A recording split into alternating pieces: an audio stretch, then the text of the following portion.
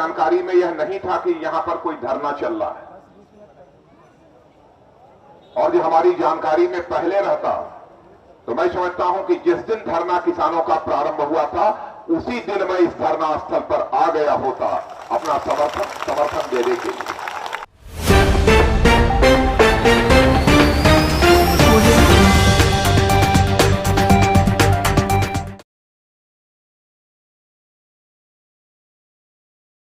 मेरी जानकारी में यह नहीं था कि यहां पर कोई धरना चल रहा है, और जो हमारी जानकारी में पहले रहता तो मैं समझता हूं कि जिस दिन धरना किसानों का प्रारंभ हुआ था उसी दिन मैं इस धरना स्थल पर आ गया होता अपना समर्थन देने के लिए। हम कभी यह नहीं देखते हैं किस पार्टी का, किस संगठन का कोई आंदोलन है अथवा कार्यक्रम है। हमारी नजर यदि देखती है तो केवल देखती है जहां पर भी से हिंदुस्तान में किसान बैठा होगा तो यह नहीं देखना चाहिए कि वह कहां है, किस संगठन से जुड़ा है, किस पार्टी से जुड़ा है। सदैव उस स्थान पर राजनाथ सिंह हाजिर होने की कोशिश करते हैं, और आज मुझे आप सब लोगों के बीच में आने का जो अवसर प्राप्त हुआ है, एक तरफ आप लोगों के बीच मौजूद होकर मुझे खुशी की अनुभूति हो रही है, लेकिन वहीं दूसरी तरफ खुले आसमान के नीचे 3 दिनों से आपको धरना देना पड़ रहा है। यह बेहद तकलीफ की बात है।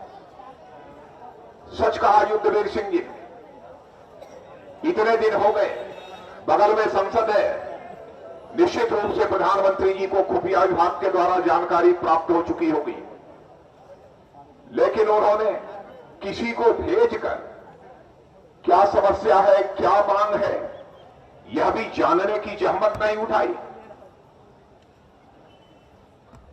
लेकिन प्रधानमंत्री जी, आपको इस सच्चाई को समझना चाहिए, जिस दिन से हिंदुस्तान का किसान एकजुट होकर सड़कों पर आ जाएगा तो कोई दुनिया की ताकत उसके हौसले को पस्त नहीं कर सकती। बड़ी से बड़ी ताकतों को घुटना टेकने को मजबूर होना पड़ेगा। इस देश की सबसे बड़ी जनसंख्या यदि है तो किसानों की है, सबसे बड़ी जनसंख्या।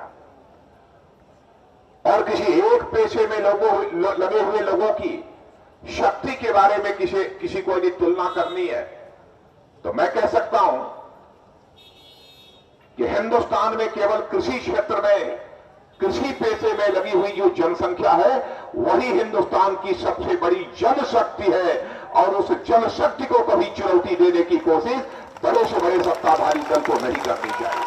सबसे बड़ी वही जनशक्ति है। और जिन मांगों को लेकर आप बैठे हैं उसकी हमको जानकारी है, और उस पर भी राकेश जी और हमारे युद्धवीर जी, यह सब सारे लोग तो आपके बीच चर्चा कर रहे हैं, सही तरीके से सारे पक्ष को आपके सामने वह रख रहे हैं।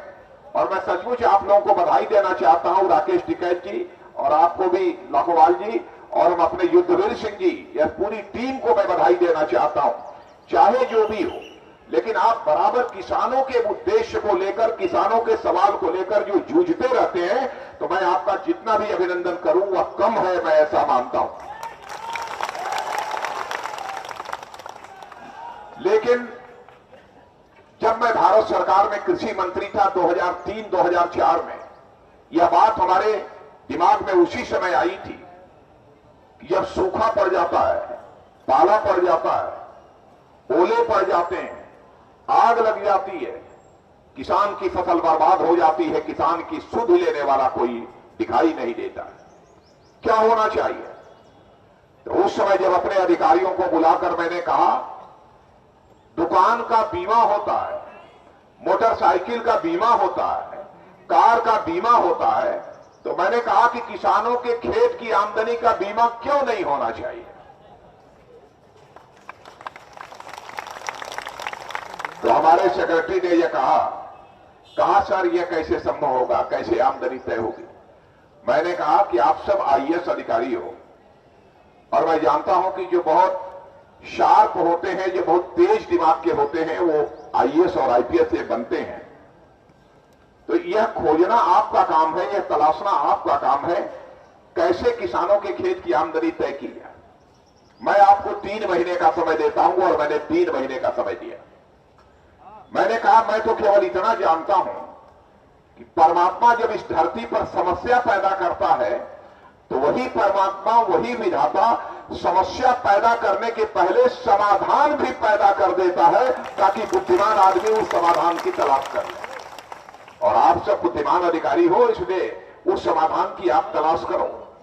यह बात मैंने उस समय कही। 3 महीनों में उन लोगों ने समाधान दिया था। और बहनों भाइयों, मथुरा में 2-3 तहसीलों में प्रयोग के स्तर पर मैंने उस समय लागू भी कर दिया था, लेकिन तब तक हमारी सरकार चली गई, उसे लागू नहीं कर पाए। लेकिन राकेश जी, युद्धवीर जी और हमारे लाखोवाल जी, आपको हम विश्वास दिलाते हैं, जिस दिन हमारी सरकार आ जाएगी बहनों भाइयों, किसानों के खेत की आमदनी का बीमा हम करके रहेंगे। दुनिया की कोई ताकत हमें रोक नहीं पाएगी, क्योंकि मैं जानता हूं कि जब तक इस हिंदुस्तान का किसान खुशहाल नहीं होगा तब तक यह हिंदुस्तान कभी खुशहाल नहीं हो सकता है। कुछ बड़े बड़े बुद्धिमान लोग कहते हैं कि भारत को हम विश्व की बौद्धिक राजधानी बनाना चाहते हैं, लेकिन मैं कहता हूं भारत के प्रकृति, भारत के स्वभाव को समझने की कोशिश करो। भारत केवल विश्व की बौद्धिक राजधानी बन जाएगा, इसके कारण सभी हाथों को रोजगार नहीं मिल जाएगा, सभी के पेट को भोजन नहीं मिल जाएगा, सभी के जीवन की न्यूनतम आवश्यकताएं नहीं पूरी हो जाएंगी। इसलिए बौद्धिक राजधानी सारी दुनिया की भारत बने, हम इसका स्वागत करते हैं। लेकिन हमसे कोई पूछे तो मैं तो यह कहना चाहूंगा कि भारत जहां विश्व की बौद्धिक राजधानी बननी चाहिए, वहीं पर भारत को बौद्धिक राजधानी के साथ साथ विश्व की कृषि राजधानी भी बननी चाहिए। तभी जाकर भारत का हम जैसा विकास करना चाहते हैं वैसा कर पाएंगे। बहनों भाइयों, ज्यादा मुझे कुछ नहीं कहना है। मैं अपना समर्थन देने के लिए और साथ ही साथ आप सबके प्रति अपनी संभावना व्यक्त करने के लिए, अब चूंकि संसद 1 या 2 दिन और चलेगी, उसके बाद संसद की कार्रवाई स्थगित हो जाएगी और फिर जो है कुछ महीनों के बाद चलेगी। लेकिन फिर भी मैंने अभी कुछ बात किया है आप लोगों से, राकेश जी से, युद्धवीर जी से, आप लोगों से। मैं 1-2 जो संबंधित लोग हैं उनसे भी मैं बातचीत करने की कोशिश कर रहा हूं। लेकिन मैं समझता हूं कि यह नहीं मानना चाहिए, आश्वासन तो कोई ना कोई आकर देना पड़ेगा। यदि आप यहां पर बैठे हैं तो आश्वासन तो मिलेगा ही मिलेगा, लेकिन समस्या का समाधान होना चाहिए। कैसे समाधान होगा, मैं यही कहना चाहूंगा आप लोगों को कि आप इसकी कार्य योजना बनाइए, इसका एक्शन प्लान बनाइए। सदैव राजनाथ सिंह आप लोगों के साथ खड़े हुए दिखाई देंगे, यही विश्वास और भरोसा दिलाते हुए